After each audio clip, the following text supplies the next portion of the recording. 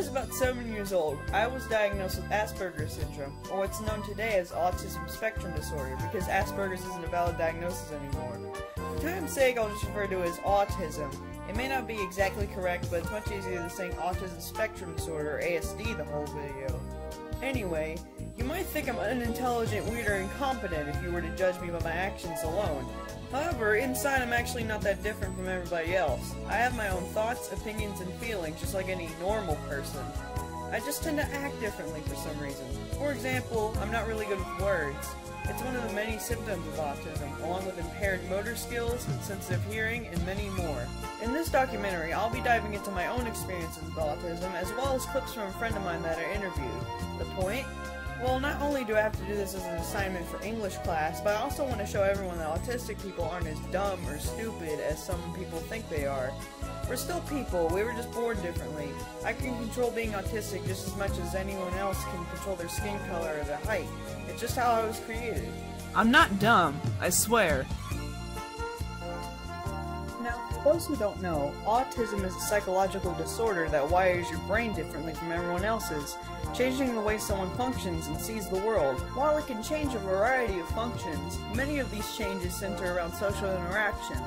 People with autism are usually withdrawn from other people in social settings, preferring to do their own thing instead of interacting with everybody else. I myself struggle with this, as I end up drifting off into my own thoughts or pulling out my phone while I'm with a group of friends or family. While it is fun to talk to other people sometimes, there are times where I just have to drift off by myself and do something alone, like drawing or watching videos on YouTube. People with autism also have a tough time understanding some of the things other people say or do. For instance, if you are annoyed or bored during a conversation, someone with autism may not be able to tell despite your facial expression or body language. If you wanted to tell them how you feel, you would have to say it directly, because they also have trouble understanding some forms of sarcasm. So, if you said something like, "Oh wow, I'm so interested, please tell me more," in a sarcastic tone, first off rude, but most importantly, some autistic people wouldn't be able to read through the lines, and would continue to lecture you about their favorite video game franchise. However, not only does autism come with its own changes, but it could also come with other disorders as well, kinda like a premium package of mental health issues. These extra disorders can range from Tourette's to severe learning disabilities. I personally have been diagnosed with OCD, anxiety, depression, and ADD, and while I haven't been directly diagnosed with anything else, I'm sure I have some bits and pieces of the other disorders as well. Now that we got that autism crash course out of the way, allow me to dive into some personal experiences with the disorder. While I obviously can't speak for every autistic person on the planet, I hope this gives you somewhat of an insight of what's going on inside our head. Here goes nothing. Having autism feels a little strange, and even contradictory at times. On one hand, there are all these crazy ideas I come up with like second nature, which allows me to make some super creative stories and artworks. On the other hand, I find it really difficult to do simple things like communicating with other people or getting assignments done on time. There are times where I feel like a genius, and there are times where I feel incompetent.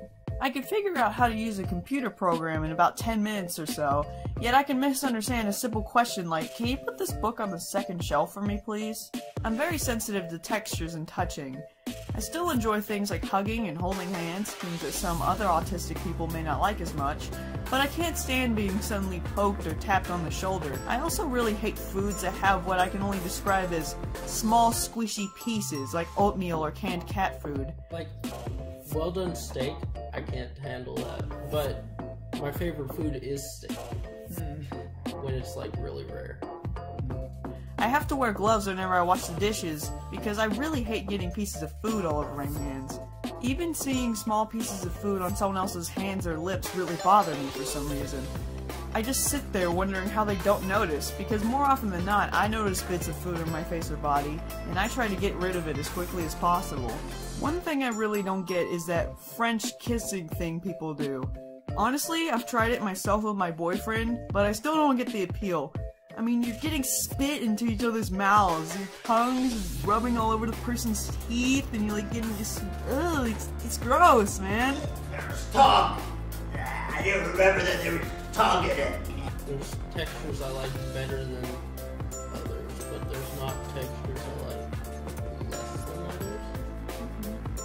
Or I guess there would be, but Like, if I touch something that's smooth, I'm not gonna say, ow, that hurts. In fact, now that I'm thinking about it, there are a lot of things that other normal people do that I just don't understand. Why do guys flirt with girls by taking their phone away? How do people enjoy watching war films? How can people stand to listen to really loud music? I think it's more of a preferential thing than an autistic thing, but I still think it's worth noting. Another thing I have problems with is my sensitive hearing.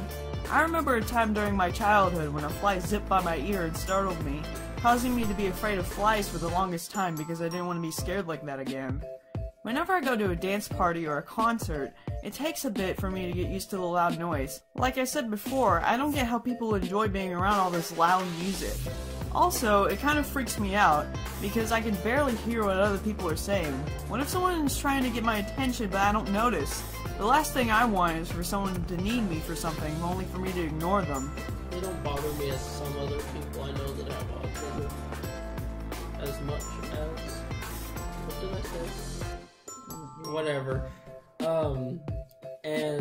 But whenever I'm in loud settings, I do have a hard time hearing other people.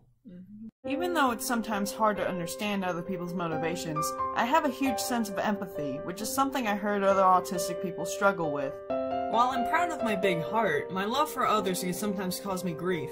For example, I have an uncle in Oklahoma who struggles from PTSD after serving in Iraq. There are many times during the day when I think about that, wondering what he's doing right now. Is he happy? Is he sad? Is he crying right now? What if he hurts himself?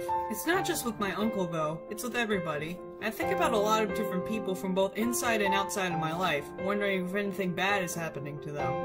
It could be the people in my hometown or the people in another country, it doesn't matter. If you breathe, I'm gonna sympathize you one way or another. I can't help it, my heart's too big not to worry about people. Thankfully, my brain doesn't only obsess over the bad things. I also like to think about creative things like art and stories. When I was younger, I would find one series that I found interesting, like Kirby or the Powerpuff Girls, and I would center everything around that interest. So, when I liked My Little Pony, everything had to be pony related. I drew Pinkie Pie everywhere, I had a lot of the merchandise, I ate, breathed, and slept that show. Lately, I've broken that habit of focusing on just one thing at a time, and I've branched out to liking multiple things at once. Now, instead of other people's properties, I've put a lot of thoughts on my own ideas. Stories and other ideas are really easy to imagine in my head. It's almost as if I could see little animations in my head that I can control with my mind. I sometimes drift off into my own head and create scenes from stories I'm working on. I have a huge passion for my characters, and there's not a day that goes by where I don't develop them even a little bit. Yeah, well, not make up new ones. Well, when somebody reads me a story, then it's easy to make up pictures. But like, sometimes on my tests, I can just like scan the page, and I'll be like, hey, this answer's always A when we review it, so it must be A on the test. However, while it's fun to think about my own world, I sometimes distract myself with the things I love from the things I have to do. Because of this, I have very poor time management. Something that usually takes about 5 minutes to do could take me up to 20 minutes. It's not because I don't know how to do it, I just get distracted a lot. Time really flies when I'm trapped in my own thoughts. There have been times where I've gotten the whole house late for an event because I took too much time in the bathroom. To say it's embarrassing would be an understatement. Ironically, when I'm not distracted, I get the job done faster than everybody else. I'd use my extra time to either work on something else or go the extra mile with my project, which could also bounce back in the other direction when going the extra mile ends up making the project lighter than the rest. Kinda like this documentary.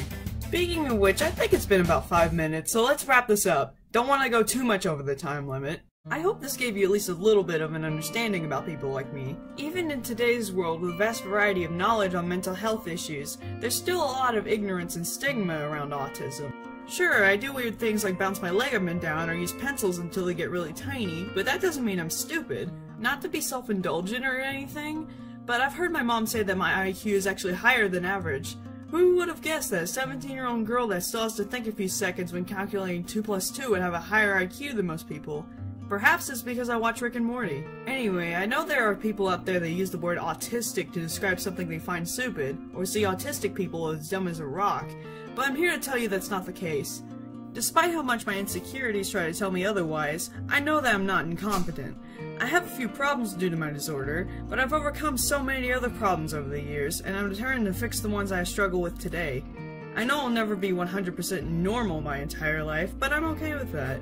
All because you were born a certain way doesn't mean that you have to limit yourself. Different doesn't have to mean bad or undesirable, and don't let anyone tell you otherwise.